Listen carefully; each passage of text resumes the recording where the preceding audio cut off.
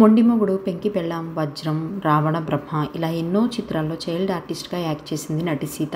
తెలుగు, తమిళం, మలయాళం భాషల్లో కలిపి దాదాపు 60 సినిమాలు చేసింది. ప్రస్తుతం బుల్లితెరపై ప్రసారమయ్యే సీరియల్ కార్తీక దీపంలో జ్యోత్స్న అమ్మ పాత్ర పోషిస్తుంది. తాజాగా ఆమె ఒక ఇంటర్వ్యూలో వ్యక్తిగత విషయాల్లో వెల్లడించింది. సీత మాట్లాడుతూ, 3 ఏళ్ల వయసు నుంచే యాక్టింగ్ చేస్తున్నాను.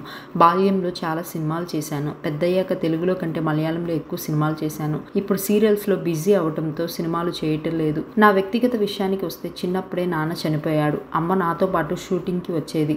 ఒకసారి విపరీతంగా దగ్గుతుంటే హాస్పిటల్కి తీసుకువెళ్ళాను. అప్పుడు తనకు క్యాన్సర్ 4వ స్టేజ్ అని తెలిసింది. 2 నెలల కంటే ఎక్కువ బతకదని చెప్పారు. ఆమెను బతికించమని దేవుళ్ళను వేడుకున్నా, కానీ ఫలితం లేకుండా పోయింది.